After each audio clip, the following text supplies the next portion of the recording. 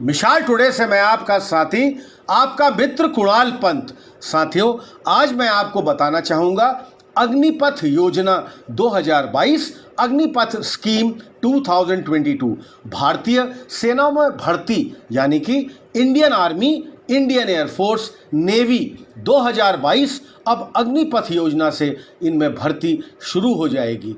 Army, navy और air force में जाना चाह रहे युवाओं को इस योजना को लेकर कई सवाल चल रहे हैं।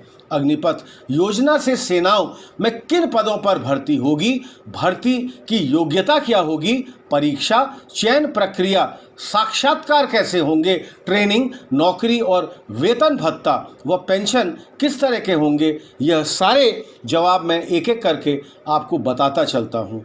अग्निपथ योजना है क्या? इंडियन आर्मी, नेवी और एयरफोर्स में सैनिकों की 4 साल के लिए भर्ती होगी। आर्मी में सैनिक, जवान, नेवी में नाविक और एयरफोर्स में एयरमैन की जो भर्ती होगी, जो भर्तियां अब इस योजना के तहत हो जाएंगी। जो सैनिक भर्ती होंगे उन्हें अग्निवीर नाम दिया जाएगा। 4 साल के बाद 75% यानी कि 75% सैनिकों को घर भेज दिया जाएगा। शेष 25% यानी कि 25% अग्निवीरों को स्थायी जवान नियुक्त किया जाएगा। इसकी प्रक्रिया तय की जाएगी। इसमें अग्निवीर स्थायी होने के लिए आवेदन देंगे। अग्निपथ योजना में किसकी भर्ती होगी और यह योजना किसके लिए है? अग्निपथ योजना सिर्फ जवानों के लिए ही है। यह योजना अफसरों पर लागू नहीं होगी।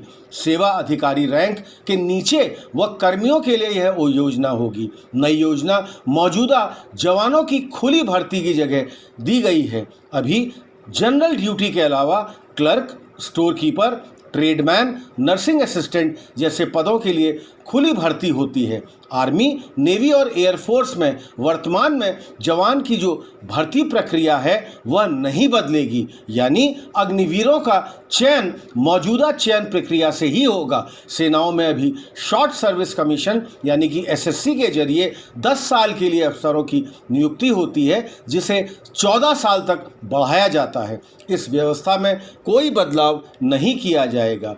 इसके आगे की बात मैं आपको बताता हूं कि इसकी योग्यता क्या होगी। इसमें आयु सीमा 17.5 वर्ष से लेके 21 वर्ष वालों को मौका मिलेगा। आर्मी, नेवी और एयरफोर्स में सैनिक स्तर की भर्ती के नियम पुराने वाले ही होंगे, जैसे कि जनरल ड्यूटी जीडी। सैनिक की भर्ती के लिए शैक्षणिक योग्यता कक्षा 10 पास की होगी। अलग अलग श्रेणियों में 10वीं से 12वीं पास युवाओं को इसमें मौका मिलेगा।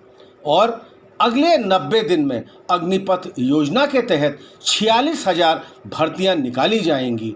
आर्मी में 40,000, एयरफोर्स में 3,500 और नेवी में 2,500 भर्तियां होगी, यानी कि ये कुल मिला के होती है 46,000, 46,000। देशव्यापी भर्ती प्रक्रिया के जरिए योग्यता आधार पर अग्निवीरों की भर्ती होगी। इसलिए सेनाओं में जाना चाहे रहे अभ्यर्थी इन वेबसाइट्स पे भी अलग अलग से चेक कर सकते हैं। वेबसाइट है careerindianairforce.cdac.in और इसके अलावा all India all class best भर्ती होगी। भर्ती रैलियों के तहत भी भर्ती होती रहेंगी। एनरोलमेंट के लिए एक ऑनलाइन सेंट्रलाइज सिस्टम विकसित किया जाएगा और मान्यता प्राप्त टेक्निकल इंस्टीट्यूट्स से कैंपस इंटरव्यू के जरिए भी भर्तियां होंगी।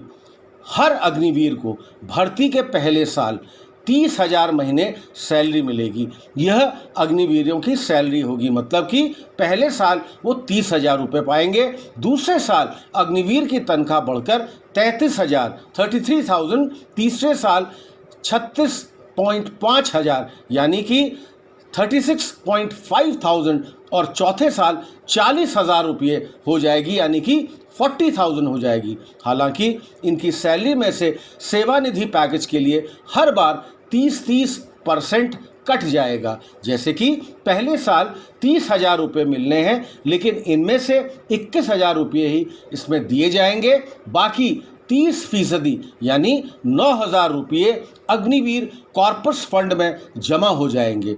इस फंड में इतनी ही राशि यानी कि 9,000 रुपये सरकार भी डालेगी। इसमें महिलाओं के लिए भी मौका है। इंडियन आर्मी में हालांकि सिर्फ युवकों की ही भर्ती होता है, लेकिन वायुसेना एवं नौसेना ने ऐलान किया है कि इस योजना के तहत युवतियों यानी कि महिलाओं को भी अग्निवीर के तौर पर इसमें भर्ती किया जाएगा।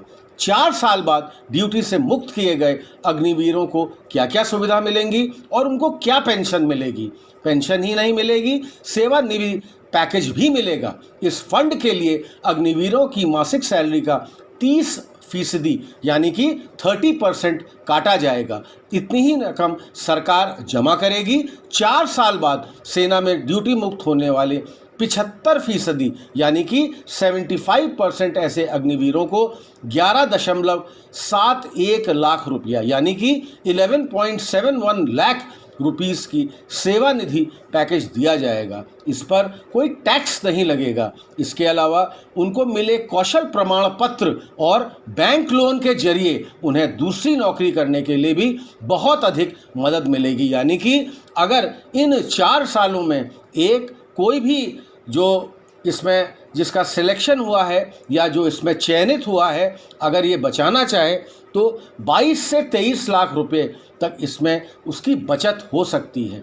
4 साल बाद सेना से बाहर किए गए युवकों का क्या होगा? 4 साल के सेवा के बाद सेना से ड्यूटी मुक्त किए गए नौजवानों को केंद्र और राज्य सरकार रोजगार में प्राथमिकता प्रदान करेगी। इन्हें CAPF और असम राइफल्स में भी भर्ती के लिए दौरान प्राथमिकता मिलेगी, यानी कि CAF और आसाम राइफल्स। केंद्रीय मंत्री अमित शाह ने बुधवार को यह ऐलान भी किया। इसके अलावा यूपी सरकार, उत्तराखंड सरकार और MP सरकार ने अपनी पुलिस भर्तियों में भी इन युवाओं को प्राथमिकता देने के लिए घोषणा कर दी है। हरियाणा सरकार ने भी कहा है कि वह इन 75% यानी कि 75% अग्निवीरों को सरकारी नौकरियों में प्राथमिकता देगी और 25% को स्थायी नौकरी मिल जाएगी। 4 साल की सर्विस के दौरान अगर ये वीरगति को प्राप्त हो जाते हैं तो सभी अग्निवीरों का 48 लाख रुपए का नॉन प्रीमियम इंश्योरेंस कवर होगा।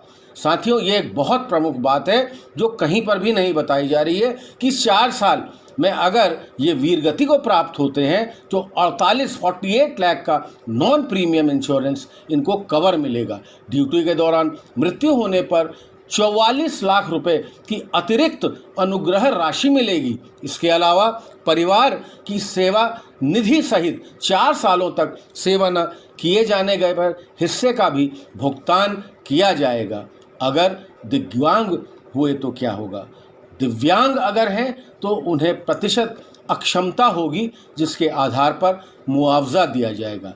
100% अक्षमता पर 44 लाख रुपये, 75% अक्षमता पर 25 लाख रुपये और 50% 50% अक्षमता पर 15 लाख रुपए दिए जाएंगे। यह दिव्यांगों के लिए भी एक बहुत बड़ी सुविधा दी गई है। तो साथियों, यह था हमारा आज का अपना ये प्रसंग अग्निपथ 2022 के बारे में। हमारे इस चैनल मिसाल टुडे को अधिक से अधिक संख्या में आप सब्सक्राइब करिए ताकि हमारे रेगुलर नोटिफिकेशंस आपको लगातार मिलते रहेंगे। हमारे चैनल को लाइक करिए और हाँ साथियों, अपने कमेंट्स हमको आप लगातार पोस्ट जरूर करते रहिए। तब तक मैं आपका साथी, आपका मित्र कुणाल पंत, मिसाल टुडे, लखनऊ से।